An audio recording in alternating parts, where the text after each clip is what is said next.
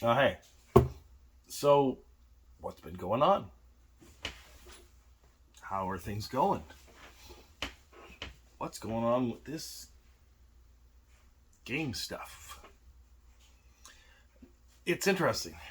We entered a whole new marketplace of games back in, I guess it started around Christmas of 2023, although you wouldn't have known it because of how badly Lord of the Rings Collector Special Edition Holiday Collector Booster Boxes did. But things had been shifting from that point. Karlov Manor didn't do well, and there were some issues with Ravnica Remastered. By the time we got to Outlaws at Thunder Junction, things had picked up, definitely picked up. The way that releases went got a little bit better. And then by Modern Horizons 3, quite a bit better. And then even Assassin's Creed was good on release and then seemed to fizzle out. But then we immediately had Bloomborough, and Bloomborough to this day is just going great. Dustmorn was a bit of a step back from Bloomborough, but did better than Outlaws of Thunder Junction. And then we entered into the craziness of 2025. But before we entered 2025, we had Foundations, which kind of signaled what was going to happen for the rest of the year. And while Innistrad Remastered didn't do as well as maybe you would think, uh, Dragonstorm, Tarkir Dragonstorm did way more than anyone thought it was going to do. And then we got Final Fantasy and we're at Edge of Eternities, and Spider-Man's coming up, and we've also got the Pokemon stuff that started going crazy with Surging Sparks, but the Twilight Masquerade started to really pique interest, and then things started going crazy. Surging Sparks, Prismatic Evolutions, and Journey Together, and now Black and White, and whatever else is coming up. And you can't get any Pokemon, and it's getting hard to get Magic the Gathering, and it's getting hard to get Flesh and Blood, and it's getting hard to get even Lorcana. It's getting difficult to get things, and I think board games themselves too. They don't have huge print runs, and things are kind of Kickstarter board games have been doing so well because of some of the shady things that went on in near the tail end of the pandemic and post pandemic, and some of the internal practices that these companies have, and the way that you can't do that when there's suddenly going to be a shock to the market like tariffs. So the Kickstarter model is not doing well, but I think that board games, they've been stagnating, but maybe they're on an upturn. I can't tell yet. Um, and Warhammer's doing great. I I actually don't know in comparison to other years because I never really followed Warhammer all that much. But we now live in a world of excess and lots of hype and a lot of exuberance right now. And maybe some of it's cooled off because it's summer and people are out at the cottage or surfboarding or I don't know, snorkeling. I'm not a summer person. I'm a winter person. I don't like the heat. But games are actually doing quite well for the summer. Things are doing okay. Things are doing better than previous summers. And usually, from what I understand, these things slow down. And the summer is a little tough slog to get through until you can get to the fall. And the fall is where lots of exciting things are happening. And I'm excited for the fall to see what happens. We'll see what happens with Spider-Man. There's been, price rises on the Spider-Man collector booster boxes already, and there's been issues with that.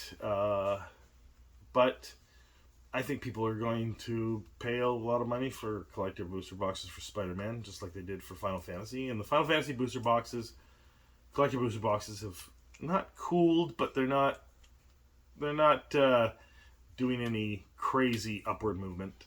But it seems the commander decks have been reprinted, or another wave has been released. I've got some, other stores have got some. So every store has got some commander decks for Final Fantasy, which has brought the price way down on those things as everyone gets it and dumps it.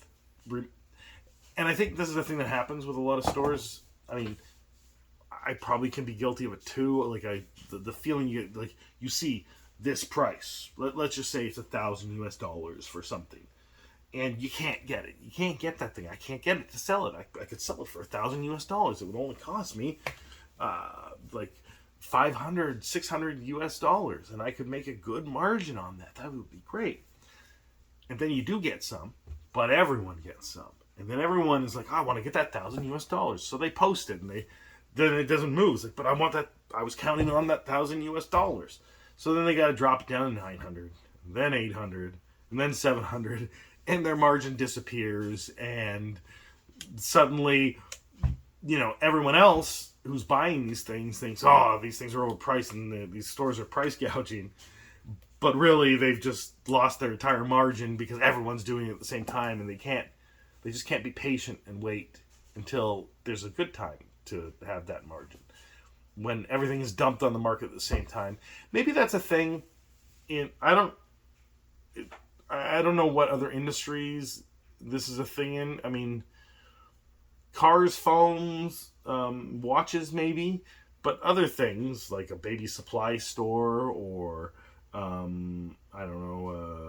health food store or like a supplement store or these other retail environments where there isn't hype for the products, right? For the most part, sometimes there's a product that people are always asking about, like we got Stanley mugs. Suddenly, everyone needs Stanley mugs suddenly, right? But they don't fluctuate in price like this. Like basically, it comes out and it's at an MSRP. It's just at that price. It's at that price pretty much everywhere. Some people are undercutting by a couple bucks. Some people are overcharging by a couple of bucks, but for the most part, it's somewhere in this price range. And just because everyone gets a whole bunch of it doesn't drop the price. They just put it in their back rooms, and then that stuff sells, and then they restock it from their back room and put it on the shelf, and then they order some more to put in the back room. But with game stores, that doesn't seem to be the case. So Warhammer kind of works like that, right? That this is just a product that comes in, and we sell it at the price that Warhammer is sold at, that everyone's selling it at, and people come in and buy this stuff, and we have some stuff in the back room, and when the stuff comes off the shelf... Sorry, that was the phone. And what I was saying is that it's just that Warhammer kind of is like that. Maybe board games are like that. Like, they don't... Board games sometimes get really, really hyped, and there's low supply, so then the stores might add price to it, and they do tend to dump board games. That's right. If they happen to over order an overhyped product, they tend to dump board games and then maybe lose their asses on it. So I don't know. It's just a weird thing with game stores that other stores don't have, and I don't know if anyone else has really noticed this, and maybe this is why other people don't get involved in game stores. Maybe this is why people prefer when they start a business to do a different type of retail store, because they don't want to deal with this unknown. But I don't know. To some degree, it's frustrating, but also really, really fun. And I didn't know that this was going to be the fun of a game store beyond being able to be around people playing games all the time. And it's frustrating and fun at the same time, and it's interesting to talk about, and I like talking about it. And so it's giving me stuff to talk about on a YouTube channel. So let me know what you think below. Have a good day.